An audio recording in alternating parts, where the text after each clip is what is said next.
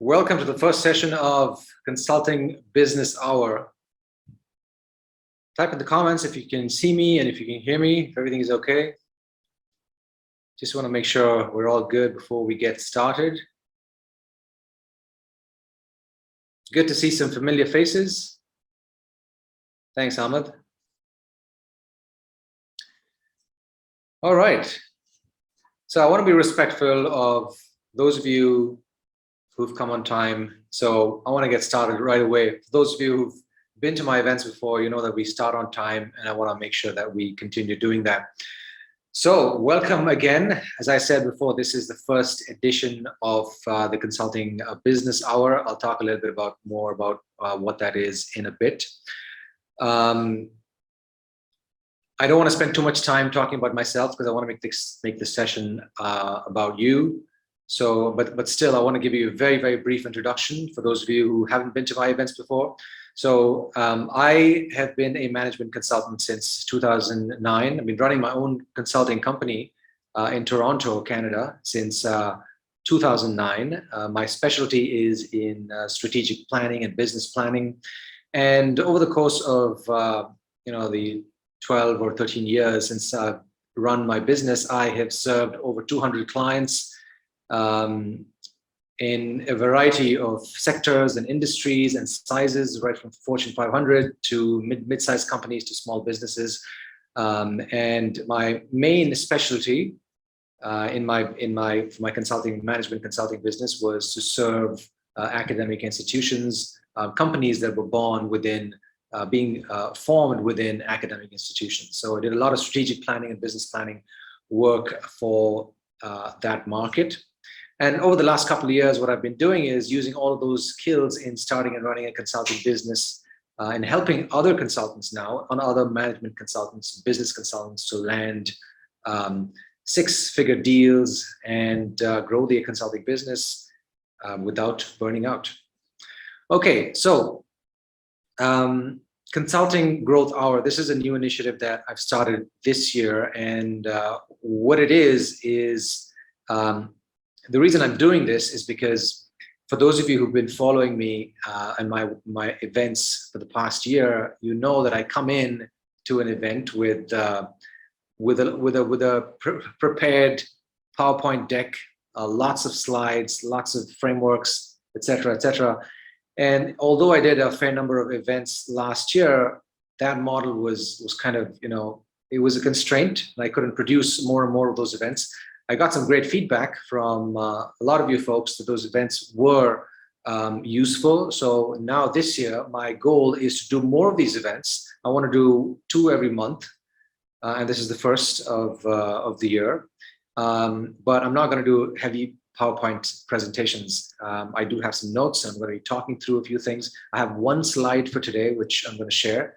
But I want to do more of these, and every 2 weeks, we'll pick a topic that is important to you folks, and we'll run with that. Okay. And another reason I'm doing this, consultants, this is more important, is that I want more consultants to do this themselves. Build a community of your target audience, share knowledge that you've gleaned over the years. Most of you in this room are experienced consultants, experienced executives. You may have started a consulting business recently, but you probably chose to start a consulting business because you have deep expertise in a specific topic. So consultants have to be natural content creators because you have a lot of knowledge and expertise all bottled up inside you. So having events and building a community like this will help your business and will help you become more influential. And what that'll do is it'll help spread the word about you among your community and beyond your community, which will then eventually lead to people reaching out to you when they need your help. That's where you want to be in your business. So I want more and more of you folks to start doing this. It's not very hard. As you can see, this is a simple Zoom meeting, right? You're used to having Zoom meetings with one person. Just you can do them with 5 or 10 or 15. and simply share your knowledge, like what I'm doing right now. Okay, so that's about the initiative. So let's get started. A few house rules. So I'm going to share my screen. I have one slide, as I mentioned. If you're listening to this on the podcast, go over to the show notes and you'll see a link to that slide.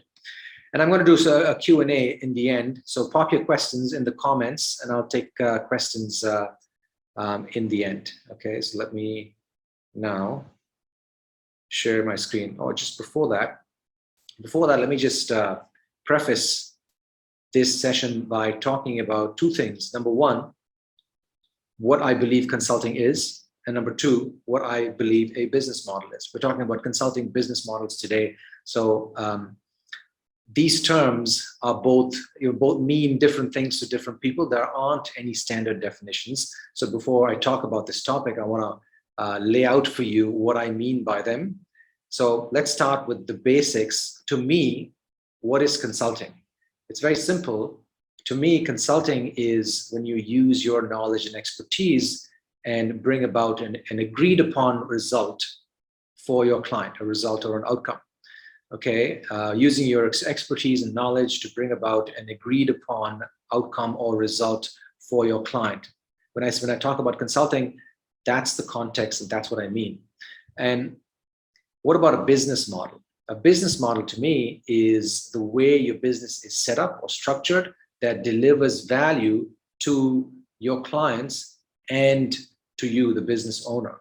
So you want to make sure that you have a business model that helps you deliver the promised outcome to your client and allows you to achieve your own goals, your business goals and your personal goals. Okay, so that's the context of today's session. Right, so let me just share my screen with you. I have one simple screen.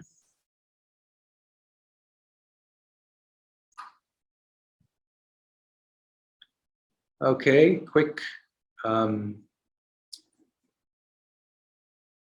Yeah, can you quickly type in the comments if you can see my screen so we can just move on?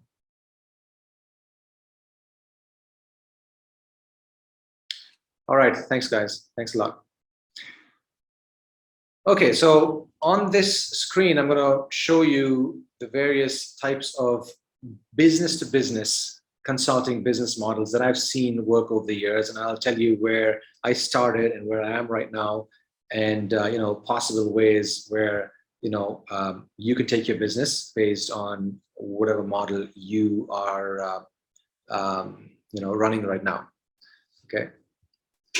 So let me just talk about the parameters. There are a couple of parameters. Down below, you'll see high customization on one end and low customization at the other end. On the other side, you'll see higher control over outcomes. When I say outcomes, I mean client outcomes. And on the other side, you see lower control over client outcomes. Okay, so let's start with the first model. And this is DFY. Anybody know what this means? Can you type in the comments?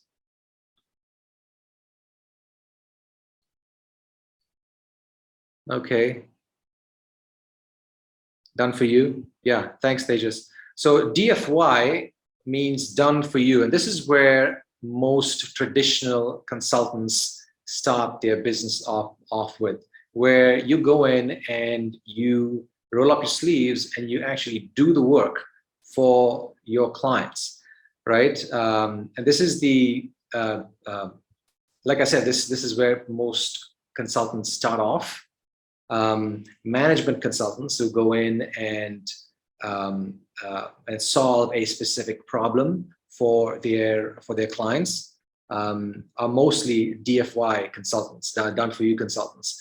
So typically, a management consultant would go in, they would have they would pitch a highly customized solution for the specific problem that their client is facing.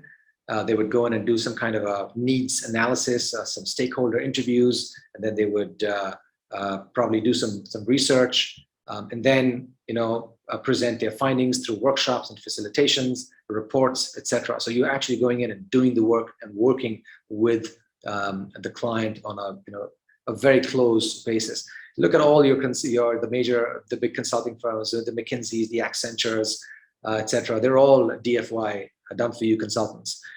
In the IT consulting world as well, most consulting is done for you, right? Because IT clients need something built, so they get IT experts, software developers, etc., to come in and consult, which means they got to build the application or software or whatever, right? So management consulting, IT consulting, you'd see a lot of, the most traditional way to do things is through done for you. And in terms of client outcomes, here's where you have the most control over client outcomes. I've chosen outcomes as a parameter for your business model because that's what consulting is all about. You're bringing about a result, right? So which business model will help you bring about the best result for your clients? Done for you will provide you with a lot of control because you're going in and doing the work for them, right? So just pop in your questions as I'm speaking, and then we'll take some questions in the end. Let me just quickly look at my notes. Okay. So moving on from done for you, the next type of business model is DWY, which is done with you. Now, done with you, you can see it's a little higher on the scale. It's less customized than the pure done for you, and it's done with the client. So part of the work is done by the consultant, and part of the work is done by the client, right? So I'll give you an example based on my business model right now. Like back in the day when I did pure management consulting, I was a pure done for you consultant. I would go in and I would work with clients and help them with their strategy and business planning and whatnot. And I would present reports. I would do workshops, facilitations with management, etc. But a couple of years ago, I wanted to move away from that model because, in that model, the done for you, I realized that I could only scale the business if I added more people, right? The more people you add, that's how you get more work done, and that's how you scale the business. I'm not saying that it's impossible to scale a done for you consulting business. I mean, look at Accenture, 500,000 employees, they're pure done for you, and all the other big consulting firms. So it is definitely a viable proposition to scale that kind of business.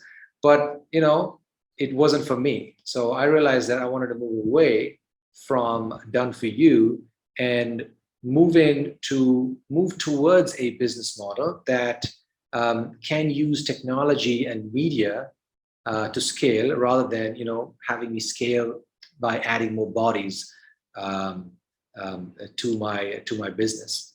So a couple of years ago, I decided to take my skills and expertise and knowledge in management consulting and business consulting and start helping consultants, consulting firms, small boutique consulting firms, or even some senior independent consultants, and help them build a sales and marketing engine and grow their business, right? So my model that I chose is done with you. The way I work is I have videos that I bring in a methodology of how I work, and I deliver my expertise via video and via very tailored workshops, not workshops, but worksheets, wherein when I land a client, I would they would join my online community. They would be the videos would be delivered to them. They would watch the videos. They would do the worksheets, and then every week I would either meet with them one-on-one or in a group setting, and I would help them through their work. Some of the work is also done by my team. Like when you're building a sales and marketing engine, messaging and communication is important. New consultants or new business owners who are new to marketing, it's really hard to expect them to write their own copy or write their own messaging and communication. So I have a team who does that for them so that it speeds up the process. So some of the work is done by me and my team, and some of the work is done by the client. That's the done with you model, right? Now, when it comes to client outcomes, it's not fully in our control that the client gets their outcomes, because it depends on how much they bring to the process, how much the clients show up and do the work so that they get the results.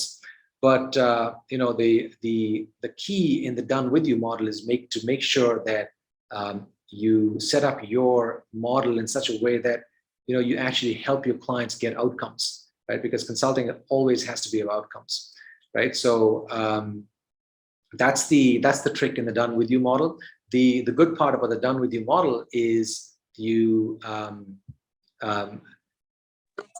save a lot of time, right? In a done for you model, you're doing all the work, and you know how the consulting world works, right? It's nonstop, morning to evening, sometimes even the night.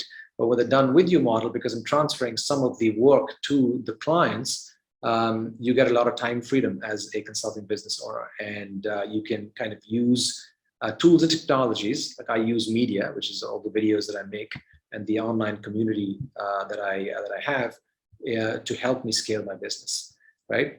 So it was a natural next step. So that's the done with you model, and I'll be talking a little bit about the considerations that you'll need to think about when you choose a specific business model for your business. Okay, so that's done with you with an example. Now, progressing from done with you is the DIY model, do it yourself. And the way this works in business consulting, there are two ways to do it. The first way is advisory and executive coaching. Now, I think that executive coaching, training, advisory, all of these things are part of consulting, right? Some people say that it's that's professional coaching and training. That's not consulting. But I think that all of this is part of consulting, right? And the DIY model is also a progression. It's a progression of these previous business models that I've showed you. So in the DIY model, you can work with your client on a pure advisory basis, right, or a pure executive coaching basis. What you bring to the table is your methodology and your expertise, and you deliver that to the client, where the client does all of the work, where you just provide the advice and the expertise, the IP, and the methodology. Okay. An example of how I did this was back in the day. Some of my done-for-you clients, we would deliver a strategic plan or a business plan. It would take about 3 to 6 months, or sometimes more than that. And by that time, as consultants, we know the business intimately. We know exactly what the business needs, how the business is set up. We build rapport with the business owner. So naturally, when that happens, they want you on board, right? When you submit a strategic plan or a business plan, they want you on board as they're implementing it, because you bring in that strategic outsider's perspective, right? So the way I used to do it was, once my done-for-you projects were delivered, I would, as an add-on, present an advisory services package, where I would say, I'd come in for a specific outcome every month, where I would meet with the team, make sure that the action plans are all on track, make some changes, facilitate some key decision making, and make sure that the plan is being delivered, or plan is being implemented. So that was a pure advisory role. I wasn't actually doing anything with respect to implementation, but I was only as an advisor to the CEO and to the key management team. There are two ways you can set up your advisory model. One is be an advisor focused on specific outcomes. As I mentioned to you, in the example where once we put together the strategic plan, I would work with the CEO in order to make sure that the plan is on track, and those would be linked to certain outcomes. So that's one way to do it, and then you're paid as a monthly monthly retainer type of model. The second way to do advisory is to set up a model where you are brought on board. You're retained for access, right? Where there's no specific outcome for that, in that period, but whenever clients need you, they can pick up the phone, or they could send you an email, or they could schedule a call. So they have the comfort of knowing that you're around. And sometimes, you won't even be needed for a couple of weeks or a month, but you would still bill, right? You're still an advisor. The value that you bring to the table is that you're there when they need you, right? So that also is a great add-on to your done for you consulting. And executive coaching, again, like a coach is someone that, again, brings in their specific methodology and expertise and teaches the client on how to get the results on their own, right? That's what coaching is. And if you have a specific methodology and if you have the skills to do coaching, there's a tremendous opportunity for you to do that, provided there is a market need. Okay, so that's as far as advisory and coaching goes in the DIY model. And finally, the second type of DIY is training. Now, I mentioned to you that I think that coaching, training, they're all part of consulting. They just deliver differently, and the outcomes are different. Someone asked me a question about, what's the difference between coaching and training? And to me, coaching is when you teach the client to get an outcome on their own, right? And it's more kind of it's more personal. It's more there's a higher level of service, and there is not just skills transfer, but you make sure that they know how to get results, and you're there as they get results, right? So that's as far as coaching is concerned. Training, on the other hand, is pure skills transfer, right? And there are different use cases for training, where you go in and you either train, a mid-management team, or you come in and you train consistently on specific topics, right? And training too can be, and training and coaching too can be great add-ons to your done for you work, because there's a lot of follow-up work that needs to be done when it comes to implementation, especially if you're a strategic consultant of any kind. So you can either could be a pure trainer, or you can kind of do have a hybrid model, which is what I wanted to talk about next. Just because these are different business models, it doesn't mean that you use them as silos independently. You can mix and match any of these models and make sure that you use the right mix in order for your clients to get the right outcomes, right? If you do pure training, I'm not a fan of pure training. I know there's a lot of, there may be a need for it for certain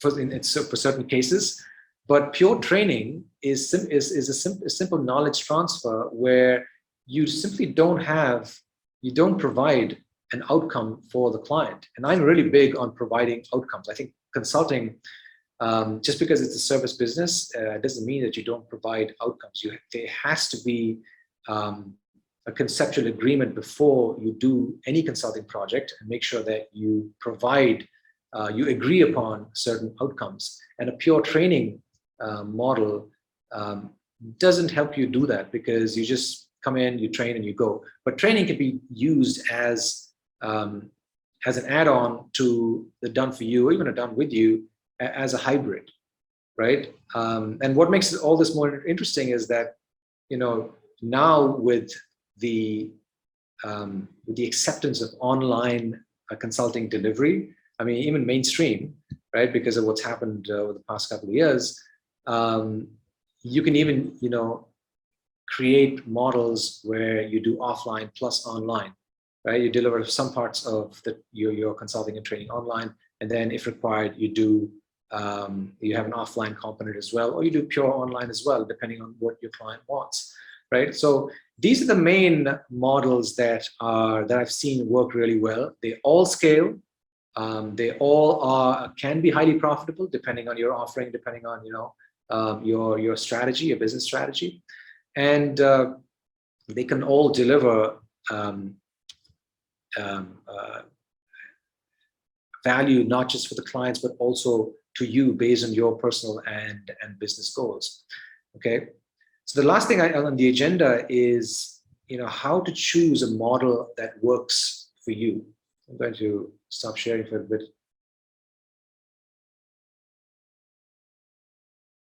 So type in the comments too, and let me know if this has been helpful so far. Am I in the right direction? I'd love some feedback.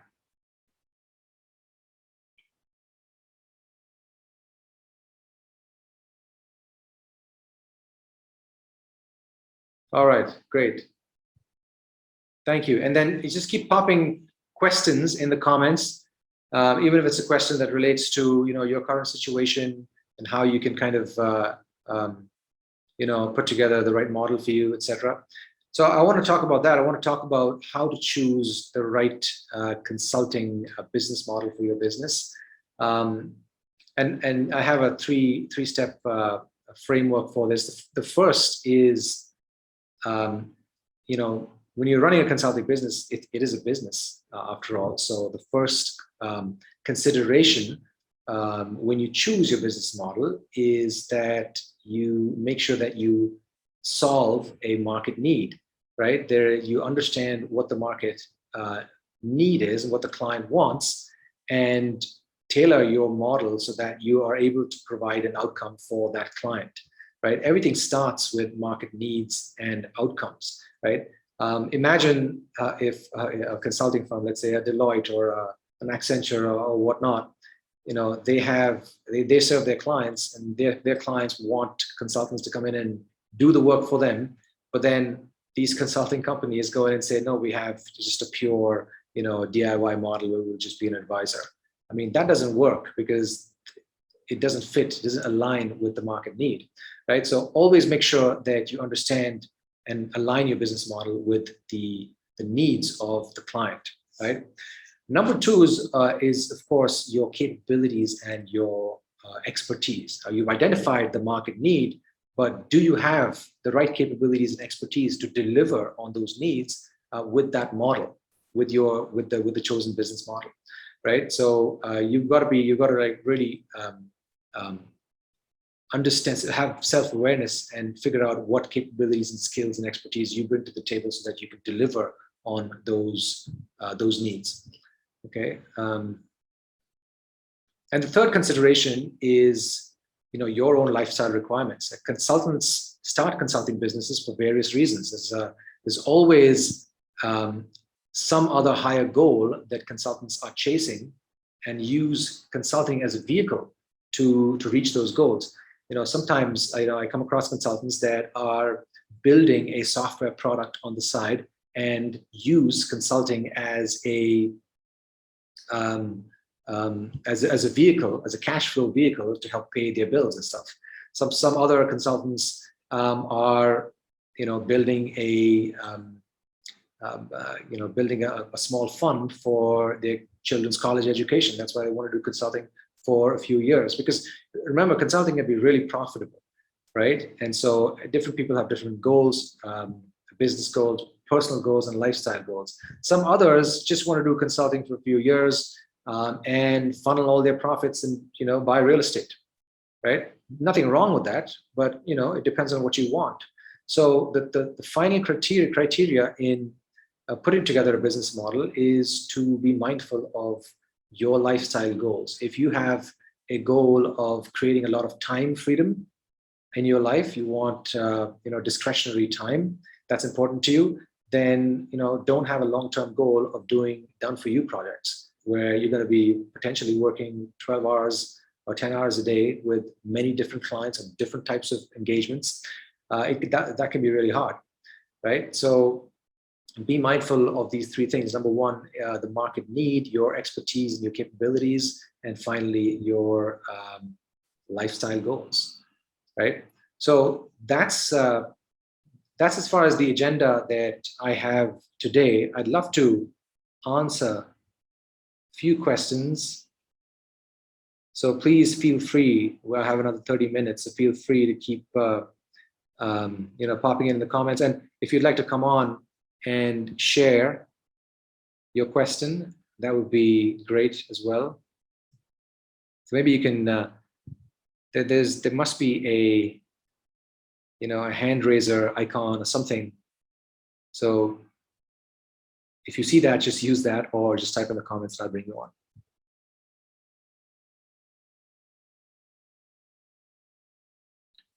So Craig says, which model is how you best help your consultant clients? Okay, that wasn't a question, right?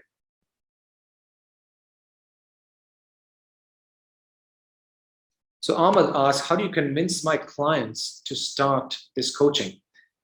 Now, first of all, okay, so I personally don't like the word convince, right? You don't want to convince anybody of anything, right? You want to present an offering based on your understanding of their needs, right? And leave it up to them whether they want to take it, whether they want to kind of take you up on that, right? The distinction here is that you don't want to be in a position where you're trying to think of ways to convince your clients. You want to put together an offering based on your knowledge and understanding of the client's needs. So you focus on the client's needs, right? What do they want? And what are they going through that is painful for them in the present moment? What outcomes are important for them at a specific period of time, maybe 12 months from now, 24 months from now, right? And then you see, okay, what can you offer them, this coaching or any other type of offering?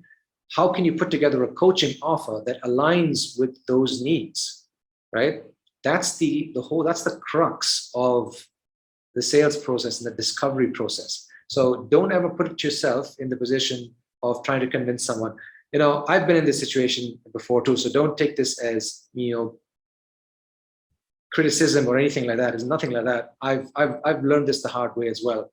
When we try and, convince a client, you immediately, clients immediately smell commission breath. That's what it's called in sales, commission breath, where they know that you're trying to kind of convince them and sell them on something. As a consultant, especially as a consultant, you guys are all experts, right? So you want to come in and have any kind of sales conversation or discovery conversation as a trusted advisor. And trusted advisors don't convince people. Trusted advisors understand the client, understand their deep needs, their pains, their outcomes, and then present the right offering for them. And give the choice to the client whether they want to join them or they want to take them up on the offer or not. Now, again, I'm not saying that every time you do this you're going to land a client. No, it's not. Like there's a percentage of people who still say no. That's okay, right? The solution to that is to make sure that you have enough of a pipeline so that you are not coming across as desperate, or you're not under pressure to sign up any client or try and be overly salesy and try and convince them to choose a specific offering, whether that's done for you coaching or done for you consulting or coaching or whatnot, right? So Ahmed, my answer to that question is, to your question about how to convince my clients to start coaching, is to first have a conversation with them and truly understand their needs without any ulterior motive or trying to sell them something, right? Build a relationship. That's what I would do, and understand what pains them and where they're going with their business. Okay. So Mohammed Siddiqui, how about the best approach in healthcare domain along with some sort of project management? Where do you need to monitor the growth and tangible outcomes? I'm not sure I fully understand the question, but I'll talk about the best approach. See, again, it depends on the client needs and outcomes. I'm not an expert in the healthcare domain, right? You're probably an expert in the healthcare domain, but you need to you need to go in and have a conversation with the client. This is a larger topic. It's beyond the scope of this specific discussion, but you need to get good at discovery conversations. You can look that up, or you can send me an email later on. I'll point you to some resources. But look up or understand how a discovery conversation is run, and get good at that, right? So, and the other part of the question is, where you need to monitor the growth and tangible outcomes. Okay, so I think you're asking about how do you figure out tangible outcomes for the healthcare domain.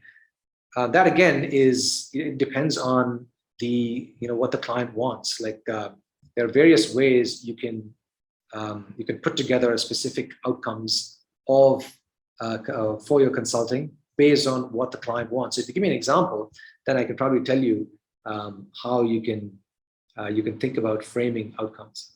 How flexible should we be in terms of charging the clients hour or project? What's the best approach? Now, this is a big thing in the consulting world. Do you charge by the hour or do you charge by projects? I started by charging by the hour, and I don't charge by the hour anymore. I used to do it a long time ago.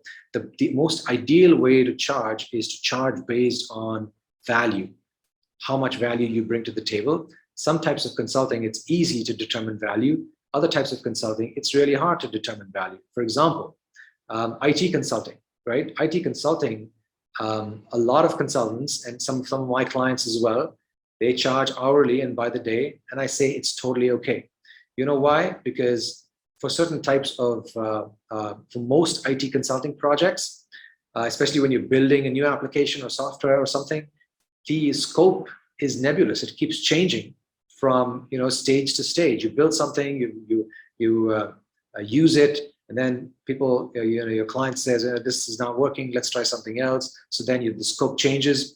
So in those situations, when there's no established relationship between the consultant and the client, it's okay to start with hourly, right? That's how that industry functions. So don't, even though I'm against hourly, I've based on experience, I've changed my thinking about that pricing model, and I say it's okay to charge hourly when there is no established relationship in an industry which is used to charging hourly. As you build a relationship, then you can find ways to show the client the value that your services has brought them over a period of time, and then shift that pricing conversation into a value conversation, right? Let's say you've done work for a client, you've done a strategy project for a client, right? Where you haven't, it's hard, you haven't fully determined value up front, but you build a relationship, and over time you realize that the project that you did has provided the client with revenues of X million dollars or whatnot. So as the client places their trust in you and you become more of a trusted advisor, then you can have better value conversations with the client, right? So to answer your question, I'm not a big fan of charging by the hour, although there are some use cases where it is advisable, but always with the mindset and the goal of building a trusted relationship with the client and turning future engagements into value-based projects. Hope that answers your question.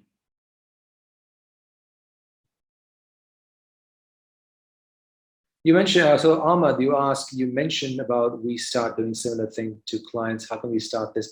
Not sure I understand the question. So if you don't mind, reframing it and popping it in the comments, I'll take it up later.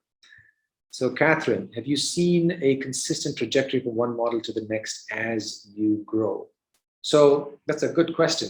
So that trajectory, you call it a trajectory, it can be a trajectory, like I did Done For You before, and now I'm doing Done With You.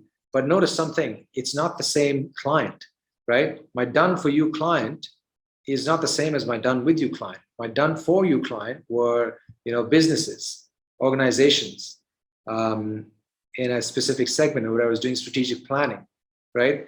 I did contemplate, progressing to done with you in the same market, but it didn't work because there was no need, right? That market wanted done for you consulting. They didn't want an advisor coming in just doing advisory services or done with you, because those folks didn't have the time to do the work, right? So I still progressed in that trajectory. I chose a done with you model, but my market is different now. I work with professional services firms, consulting firms, and independent consultants to help them build the sales and marketing engine. Again, my offering is different, right? Initially, for my done for you, I used to offer strategic planning and business planning, totally different. But now I offer sales and marketing, consulting and coaching. Okay, because as a management consulting business owner who's run the business and grown the business for 10 years, I had to learn sales and marketing myself, right? So that's a skill that I acquired over the last 10 to 12 years. So now that has become my expert. I've chosen that expertise and the consulting market to put together a done with you offering, you see? So it's not always where you progress from one model to the next with the same market and the same offering, right? Although it can happen, right? You can still progress from a done for you to an advisory, a DIY consulting, provided there is a need, right? I hope I'm answering your question, Catherine. So let me know if I've answered your question.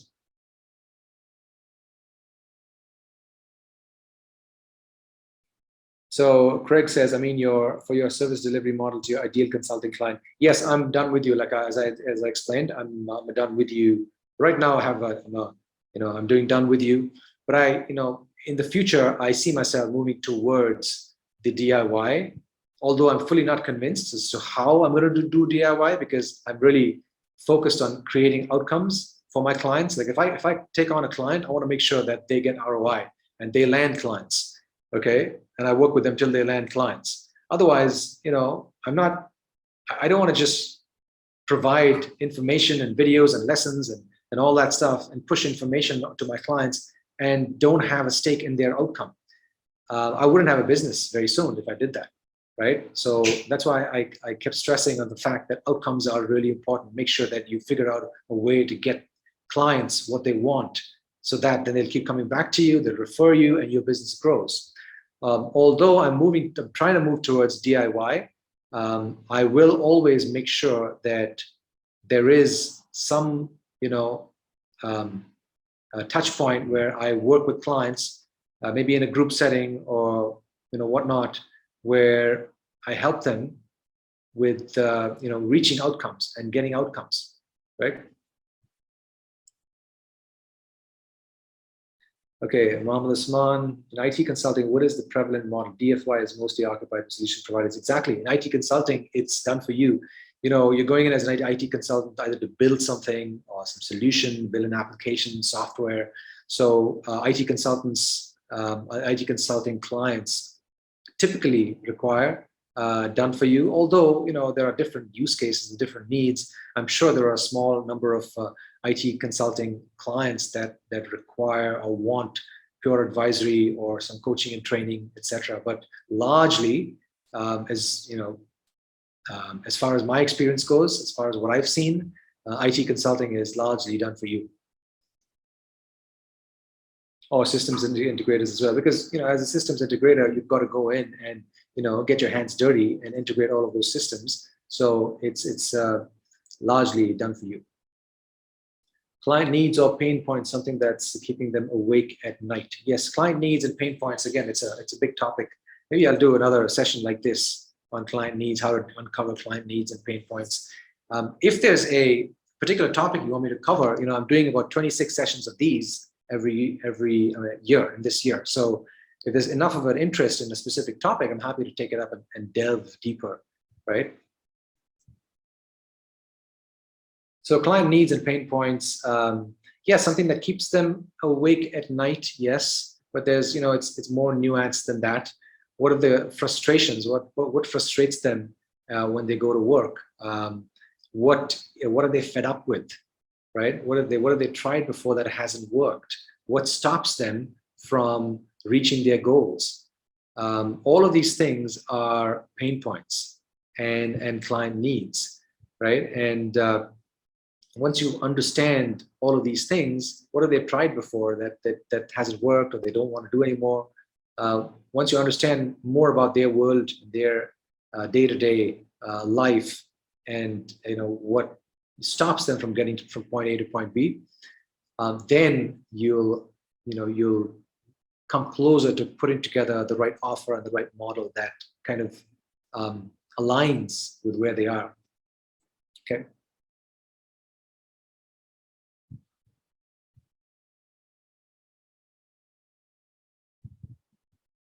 So Nicholas asks, it's not all about identifying where it hurts and present how to relieve the pain.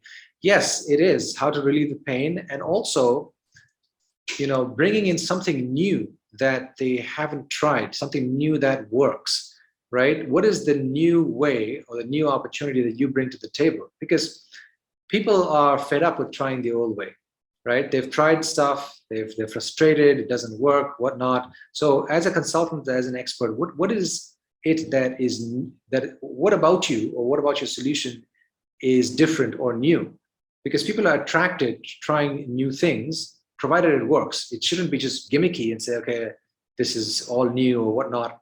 But as a consultant, the challenge for us is to use our intellectual horsepower and creativity and analytical skills and bring a new solution to an existing problem, right? So when you do that, then you attract curiosity. You attract people that are curious, and curiosity is a huge motivator, right? If people are really fed up of their current situation and pain, and you have a new solution that works, then they will be attracted to know more and have a conversation with you.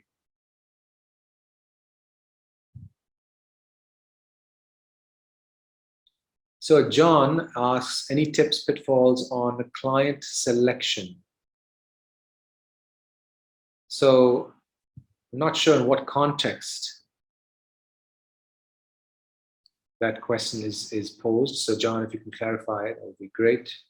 Adnan, what about milestone model for charging, align and then achieve milestones and gain? Yeah, if there is a significant time period in which you're delivering an engagement, let's say 6 months or to a year, then you can divide the project based on milestones. I typically start with, as a strategy consultant, management consultant, I've always started with an assessment, right? Most consultants, when they go in, they have some kind of a assessment or evaluation or facilitation or some kind of small workshop or audit that they go in and do, which is under 30 days or some maybe slightly longer, slightly lesser.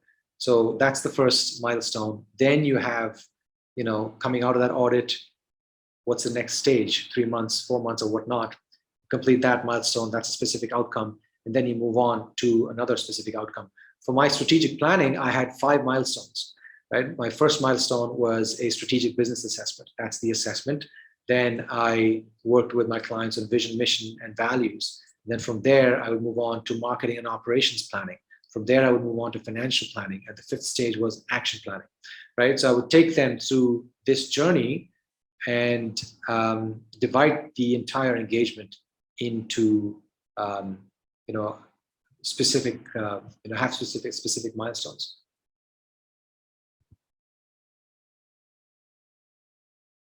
So Xiao Ying, I'm sorry if I pronounced the name wrong, but you're asking about a recording. I don't have plans for a recording right now.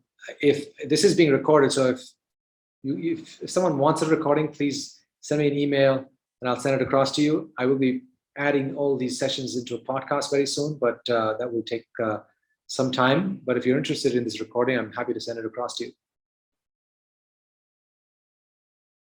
Nicholas, value pricing modules, thank you.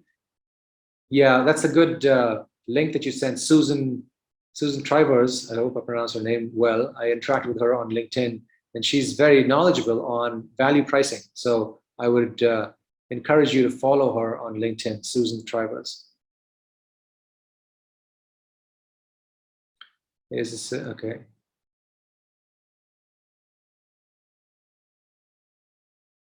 Okay, Ahmed, thanks for the feedback. So Bill asks, how do you deal with solving a problem that the client does not recognize for 12 to 18 months, ultimately ending with a whole lot of free consulting? Well, free consulting doesn't get outcomes, right? Like you can provide tips, right? A here and there, a catch-up session here and there, but then are they getting the right outcome? Are they speeding up the process of getting results? No, right? So free consulting does not help the client, right? They may get some few tips here and there, but then everyone's busy unless you have a specific goal and a process and a timeline. You're just not going to get the outcome from the consultant. So your question is, how do you deal with solving a problem the client does not recognize for 12 to 18 months? I don't have an answer to help you, convince a specific client to recognize a problem. Sometimes people are different, right? Sometimes people will not recognize a problem. They have other priorities. If that's where they are, then I wouldn't, fully focus only on them. That's again the value of having and building a pipeline, right? When you build a pipeline of prospects and leads and potential prospective clients, then you have the luxury of having multiple conversations and working with people that are interested in working with you, that recognize that they have a problem, that recognize that you have the skills to solve that problem, and who are in buying mode, right? People go through a buying journey, right? The buying journey is where you start off with people not recognizing they have a problem. Then this next stage is, they may recognize they have a problem, but they're not looking for a solution, right? The next stage is, yes, they recognize the problem and they're looking for a solution, but they don't want to make a decision soon. And then the next stage from there is, yes, they're actively looking for a solution, right? So people go through that buying journey, and sometimes people, like the one you mentioned, they're still stuck in that first phase where they just don't recognize the problem. I wouldn't, I don't have any magic formula to make them recognize the problem, other than the fact that you bring them part, you make them part of your community, and you share with them, the implications of remaining in the status quo, right? You share the implication and the impact of remaining in the status quo and how that is affecting their business currently and will affect their business in the future, right? So when you share those points and those pain points and you address those, then you'll have the chance of having them see that there may be value in working with you, but still there's no guarantee, right? So you want to make sure that you build enough of a pipeline, you build a community, and you make sure that you're more likely to have people raising their hands, people who are ready to buy and ready to have a conversation, raise their hands and say, I'm curious about what you do and how you can help, so let's chat. Okay, so how do you narrow down to a niche you are best placed to consult? Kingsley asks, if you have multiple skill set and service, for example, in the security industry. So that's a big question. When you have multiple skill sets, right, it can be challenging to narrow down on a specific market segment. Broadly speaking, what you want to do is you want to start experimenting, right? You want to make sure, you want to first understand what the market need is, right? So are you talking to people in the security industry and understanding what their biggest pain points are, what they're fed up with, what stops them from achieving their results, what they've tried before, that hasn't worked. Have you understood that client and where the most pronounced need is? If yes, then you can zone in and then choose from your various skill sets on how you can solve that problem. right? If you still, if you find 2 or 3 different needs that are serious, then you can start experimenting with putting together offers and see which one resonates the most. So it is a process, right? It's not, you're not going to most likely solve that problem overnight, but you got to think about this from a mentality of a scientist, where you put together a hypothesis and you go out to the you put together a hypothesis in the lab, and you go out to the market and test that hypothesis with people and see what results you get. Hope that answers your question, Kingsley.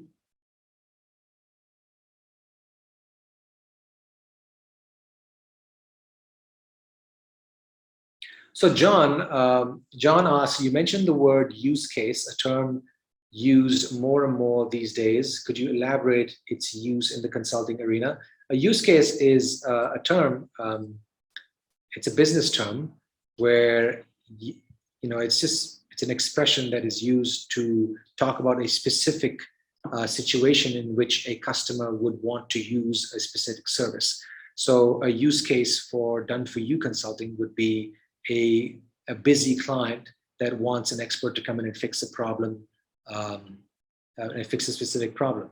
A use case for done DIY training would be a client that has a big mid-management team where they want a specific a consultant with a specific expertise to come in and provide some kind of training. So it's used to describe specific situations in which your product or services can apply.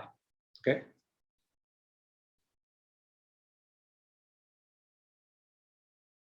Okay, so in selecting clients for type 3 DIY, is there a pathway you would recommend in becoming a trusted advisor? Yes, you solve more and more problems.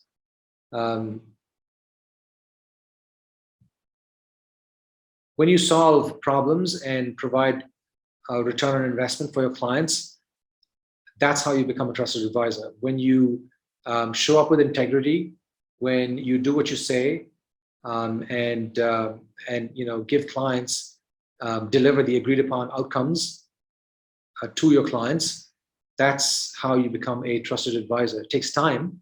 And another way to become a trusted advisor is to share your knowledge among your community, right? People, to accelerate the that path of becoming a trusted advisor to your community, share your knowledge freely and share and be consistent, so that people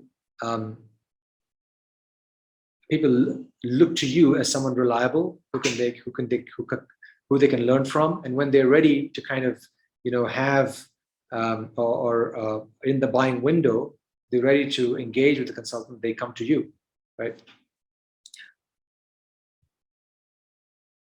So if Adnan says, if you're going to have a session on various scenarios for consultant to break through a client. Okay, I will consider that. Thanks for the feedback. The last couple of questions. Reem asked, which model would be suitable more for a retainer? Is it number 3? Well, a retainer, typically number 3, which is your advisory, executive coaching, you could have that it fits well with the retainer model. But there are other scenarios too where you can use a retainer, and even a done for you. Like sometimes done for you, you can kind of split the project into maybe a 9-month or 12-month project, or whatever that period is, and then say, okay, you split your fees per month. Let's say you tell the client that you pay them $20,000 a month, for example. So that again is kind of a retainer. But typically, in the sense of the word, in the way that I describe what a retainer is, the advisory piece would fit well for the retainer model. All right. So would mentoring fit with the coaching model? Yes, mentoring is, again is, I define mentoring as a differentiate mentoring from coaching, and that a coach is with you and helps you get that result. A mentor is who you, it's more of a informal relationship where you can call them and just ask questions, or kind of like use them as a sounding board, and brainstorm, that kind of thing. So, but a mentoring model will definitely fit. I mean, a mentoring / advisory model can fit as well. All right, so we're at the top of the hour where I am in Toronto, 1 p.m. Thank you so much for your attention. And look out for more of these sessions. I do these every Thursday. Today's Wednesday. I'm not available tomorrow, so I'm going to be doing this 2 weeks from now on Thursday. I'll pick a topic, and you guys will be notified either on LinkedIn, you follow my posts, or I'll send you an email about the next session. Thank you so much, and I'll see you next time around.